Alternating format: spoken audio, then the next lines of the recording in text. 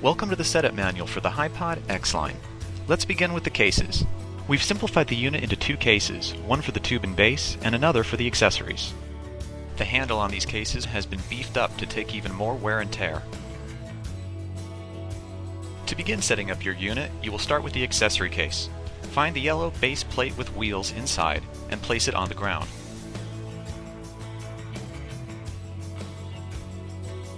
Now you are going to want to retrieve your tube and base case. From inside this case, grab the attached tube and base and place them into the plate on the ground. You will see in the next portion of this video that on the base plate there is a ratchet that must be unlocked to receive the base and tubes. Now that the base has been inserted into the base plate, you will need to lock it into place. Find the ratchet at the bottom and turn it until it becomes tight. You can pop it out to the side to readjust its position, lock it back into place, and turn to secure the ratchet.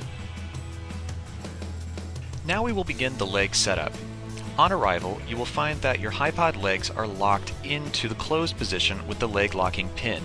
You will need to remove this pin and move it and the leg to the exterior hole, locking the pin through the leg itself and the bracket. You will not lock the pin either behind the leg or in front of the leg, as this does nothing to secure it before elevation. You will see that these are examples of how not to lock the leg. Again, make sure to lock the leg with the leg pin on the exterior hole so that the pin is going through the leg and the bracket itself. This locks the leg into position.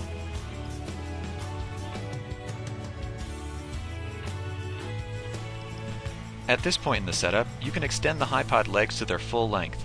Lock them loosely, as you will most likely need to adjust them in the next step. Check the bubble on the top of the HiPod base to ensure that your legs are set evenly. Adjust the legs to make them level, and check the bubble again. At this point in the setup, your unit should look like this, legs extended and locked into place. Shake the silver ring at the top of the base to confirm that your legs are rock solid. Any movement, readjust and try again. Once the leg is confirmed to be stable and the primary leg lock has been tightened, you can adjust the second leg lock into place. This is a redundant safety lock in case the primary lock ever gives way or slips. Both leg locks must always be used on each leg. Never extend a HiPod tubing system until both leg locks are in place. You can see another view here of what these leg locks look like in their proper positions. Now, on the top of the base, just above the silver ring, you will find another ratchet. It's the same style as the one on the base plate. When it's open, you will be able to swing the tubes left and right. If you close the ratchet like this, it will grab the tubes inside of the base. This holds the tubes in the base while you're extending the tubing. You no longer need a tool to attach the HiPod head to the tubes. Simply find the head in the case and attach it to the top of the tubes. Then tighten it to the tubes with the ratchet you will find directly under the head. This will lock it securely into place. You can see a closer view of this motion here.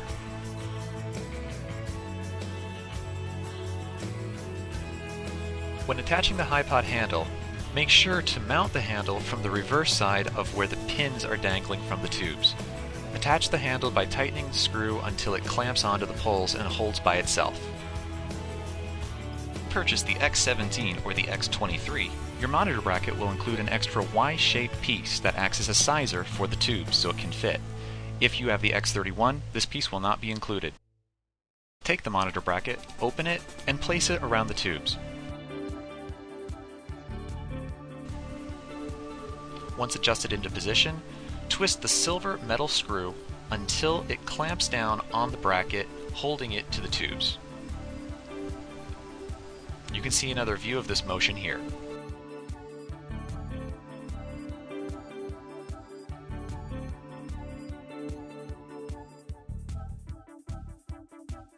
Notice the ratchet on the LCD bracket. If you unlock this ratchet, you will be able to adjust the angle at which the LCD sits on the bracket itself. Always make sure to unlock this ratchet before adjusting the angle of the LCD. Now we will attach the head to the handle. On the bottom of the HiPod handle, you will see two nylon cords sticking out with carabiners attached. Pull out one of the nylon cords in one direction and the other in the opposite direction, meaning that in this camera view, one will go left and one will go right.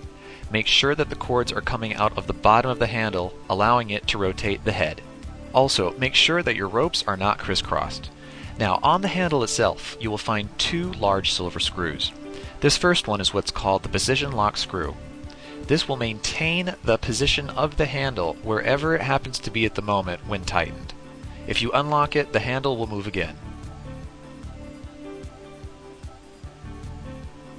Now the second screw on the handle is found at the bottom.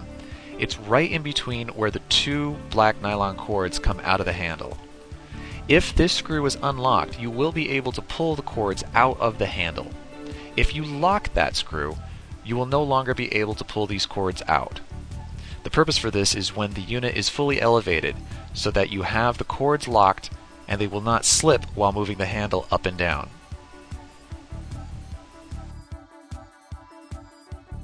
During setup, you will want to leave the cord tension screw open so that you can pull the ropes out of the handle. Now, all clients will receive a new style remote, and I wanted to familiarize you with the physical characteristics. You'll receive this remote mounting bracket pre-attached to your handle. It will allow you to move the handle and the tower in all directions. This stays permanently attached, and you take the remote, shown here, and simply slide it onto this mounting apparatus via the groove in the back. It will click into place. On the side, you'll see a button which says press to release, which allows the remote to be disconnected from this mounting bracket. You'll want to take the remote off and store it separately each time for safety, but leave the mounting bracket on the handle for ease of use.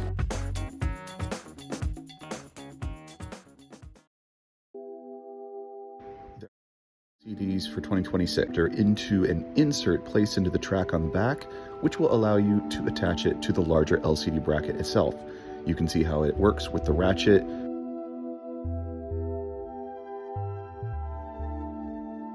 To mount the LCD to the monitor bracket, find the groove in the back of the LCD. Match this up with the tip of the monitor bracket and slide into place.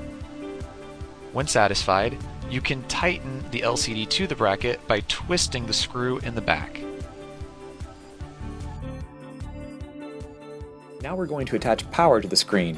Find the LCD battery, which looks like this. There's Velcro on the back, and just stick it to the back of the screen. There's a power converter cable that goes between the battery and the screen. It looks like this. You're going to plug the round end into the DC port on the screen, and then on the opposite side, you'll connect the USB cord to the battery itself. Look for the higher of the voltage out ports on the battery. You can see the same motion from two different angles in this portion of the video.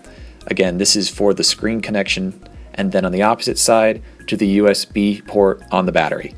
Once connected to power, your screen will either automatically turn on, or you'll see a red power light, which you'll need to click the button to turn on the screen. Now we're going to start connecting the cables for the unit. This is the set of cables for the X series. You'll see there are items pre-attached. This is a strain relief and quick release for the camera. It protects the cables under the camera while in use. This is the LANC cable with the yellow tag that controls camera zoom and record functions. Also, you'll see an HDMI micro cable which plugs directly to the camera, and then at the bottom, HDMI standard for your LCD, and the white cable is the LANC, which controls remote zoom and record functions, which plugs into the remote. All of these are put together for ease of use and also so you don't have to worry about applying these each time. This again is the strain relief and quick release plate. Notice the lever that you'll need to open and close to allow the camera to snap in and out. The HDMI cable will come out of one side of this plate, and the LANC cable, which controls zoom and record functions, will come out of the opposite side of the plate. I'll show you how to attach that in the following section. Use the threaded hole shown in this image to attach the strain relief plate to the HiPod head. You'll need to put the plate onto the HiPod head with the cables facing the right directions. The HDMI cable will need to be on the left side of the plate, and the LANC cable for zoom and record control will be on the right side. You'll see it has a yellow tag. Also, again, note the lever that will be in the back of the plate. You'll connect with one of the brass screws that's attached to the HiPod head. Typically, you use the groove for the HiPod head that's on the very outside of the head. This is a view of the bottom of the strain relief plate before setup. Note where the holes are being used and how the brass screw is going to connect. Now put the plate with cables on top of the HiPod head and bring the brass screw up and into the threaded hole from the bottom of the HiPod head. This will sandwich it together. There's a secondary screw which you'll then need to bring up after the primary screw has been connected as fully as possible. The secondary screw is what cinches the plate in place so it can't move afterwards. Just be aware there are two sections of this. Now again, since this is a new remote, I'm going to revisit the connection and continue to the cables. Take the remote as shown here, line up with the groove in the back to connect to the mounting bracket pre-attached to your handle. It'll connect like this, and you can take it off again with the button on the side which says press to release. Now we're going to connect the cable for the remote control to the remote. You'll see it has a red head on the cable tip. This is part of that cable bundle shown earlier. Just plug that cord into the port of the remote control and you should see the remote light up when the camera is powered. Now I want to talk about how to adjust the angle of attack on the remote in regards to how it's connected to the handle itself. You can see the range of motion that you will use this handle in while filming. If you're doing an end zone shot, you're going to need to turn it pretty high from bottom to top so that you can have the camera turned down. Now on the back you can see the screws where you can manually adjust the physical connection, but it's much easier to change this with the ropes. Once you have the tower in the air, leave the silver pin open where the ropes come out of the handle at the bottom. Then, by adjusting how much slack is either in front or behind of the handle by pulling the ropes in and out, you can adjust the default point at which the remote will sit. This is a much easier way to adjust the angle of the remote on the handle rather than going all the way to the physical adjustment using a tool and screws on the back. But we'll show that in a second. Once you have the angle of attack the way you want it, you will need to lock that silver pin at the bottom so it holds the position for you. Otherwise, it'll slip back to the original point. Now, if you want to adjust the physical connection of the remote bracket to the handle, see the two screws on the back of the bracket itself. Then you will need to source an Allen key, metric, and then open these screws so that you can turn the bracket how you like it. Close again to finish. This is the only part of the HiPod you'd need to source a tool for, otherwise adjust with the ropes. Now we are going to begin to set up the camera. I'm going to bring your attention to the quick release plate which is set in the open position, ready to accept the camera. On the camera itself, you'll have a little spud at the bottom that's ready to connect to this mounting mechanism. Also, just note that all technical information regarding menus and camera setup will be included at the end of this video.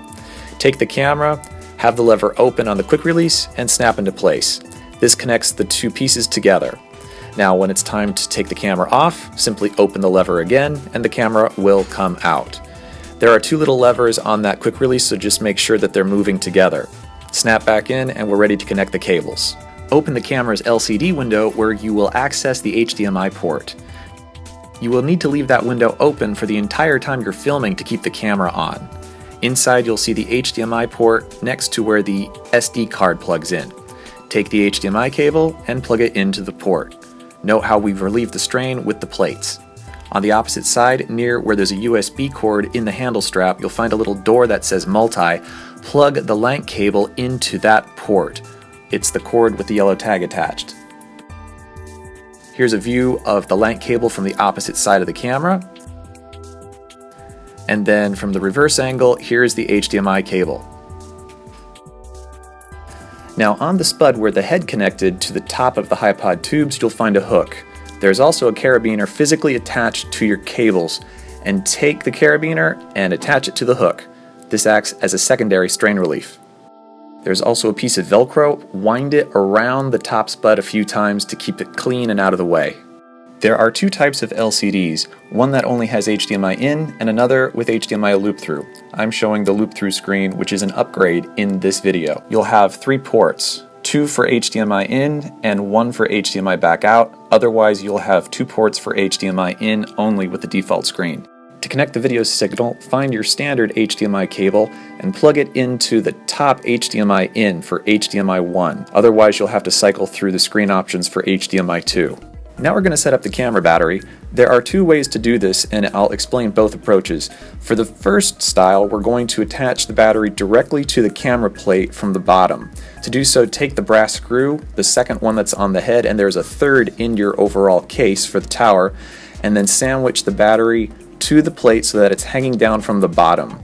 This has the benefit of keeping all of the cables neat, which I'll show in a moment, but it does add a little bit more weight to the head. So depending on your preference, you might want to mount it here or to the spot we'll go over next. The cable you will use to connect the camera to the battery itself looks like this.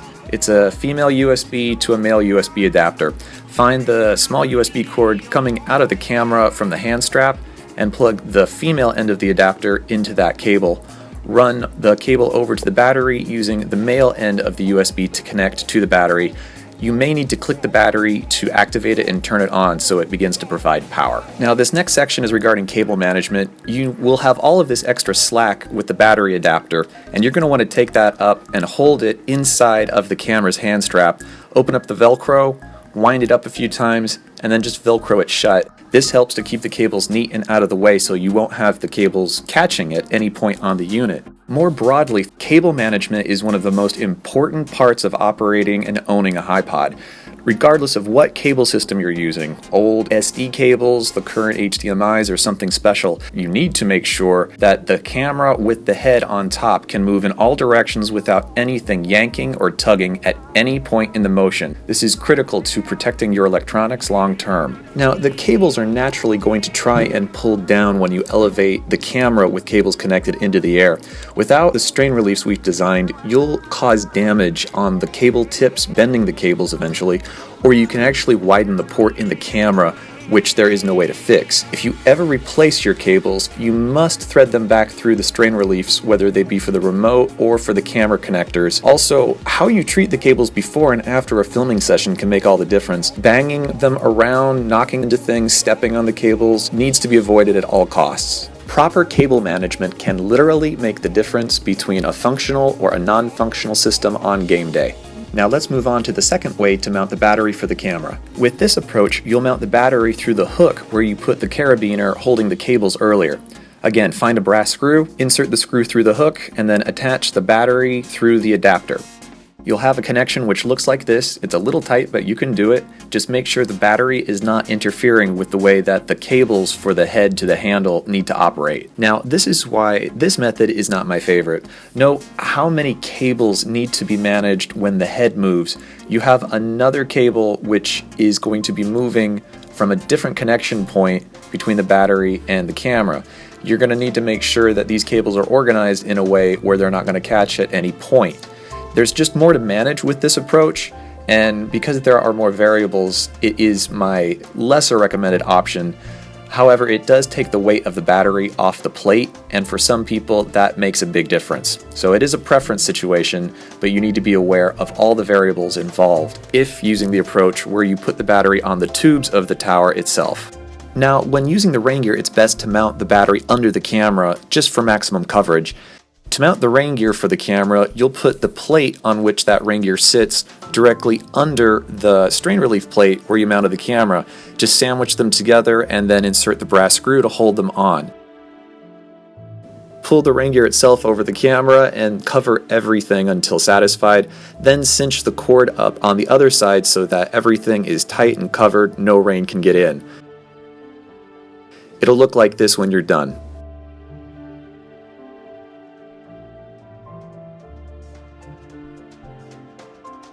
The rain gear for the LCD is fairly self-explanatory. Just cover the screen and that will do the job. Same for the remote. You just mount the rain gear for the remote over the top of the unit and then control from on top with your hand.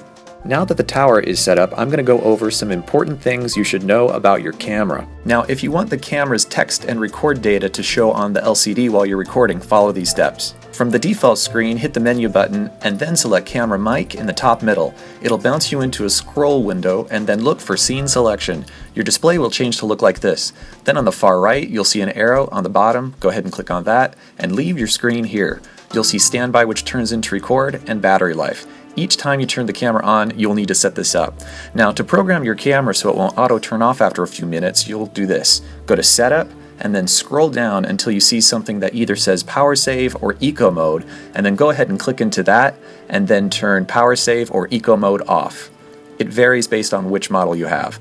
Also, if you see an option which says Demo Mode, you'll want to go into that and turn it off as well. Continuing with camera settings, this is something you're going to need to do at first time setup only. New cameras shipping in 2017 have an automatic dual video record setting activated in the camera. What this does is to record 2 files of the same clip in 2 different formats. What that does effectively is to take up twice as much memory in your SD card as it needs to. So to turn this off, this is what you need to do. Go to Menu, and then after that point, click on the top right icon that says Image Quality / Size. Then scroll down to where you find Dual Video Record option and make sure that option is turned off. That will save you this extra file space and allow you to record longer at a time. One final note for those of you who are using the USB power pack style camera battery, to confirm the correct battery is powering your camera, once you have text on screen set up as explained earlier in this manual, look at your screen, and if in the top right hand corner you see a battery icon, either dead or partly charged or anything at all that shows a battery, that means you're drawing power from the small internal battery in the camera. You need to click the external power pack battery on the side once connected for it to take over as the main battery for the camera. Otherwise, if you use the internal battery, that camera will die within 30 to 45 minutes. Once you have clicked the external battery and it is turned on, the battery icon on the LCD will disappear. This is what you want, and it confirms the larger battery is active as the power source for the camera. One quick note before we put the tower in the air, there's a leveling bubble on the HiPod head where the camera sits, and you want that to be right in the center so your horizon line is even. That can make the difference between a shot that looks like this or like this. Unit is set to elevate. The camera should be mounted on the head, all cables attached, LCD on the tubes, legs locked and extended, and plate firmly on the ground. Your HiPod handle and head should be connected via the nylon cords. The X17 is 3 stages, the X23 is 4, and the X31 is 6 stages. Each stage of tubing has a cam lock that secures the tube in place. To elevate your unit, unlock the cam lock, push the tube into the air to your desired height, and lock the cam lock again. This will squeeze the poles together so that they cannot move. You will see a white line on the end of each tube recommending where the placement of the tube should be locked. There are safety pins for the bottom stages of the HiPod tubes. For the X23, there is a single pin for the 4th stage, whereas for the 31, there are 3 for the 4th, 5th, and 6th stages. On the X17, there is no pin as it's not required. Find the hole at the bottom of each HiPod stage, take the pin, and push the pin through the hole. This will prevent the tube from slipping if a cam lock for some reason fails. On each stage of the HiPod tubes, there is a strip of Velcro to keep the cables out of the way. Take the Velcro strip, open it, place the cable inside, and close it again. Beyond keeping the cables neat, it helps to act as a strain relief throughout the unit.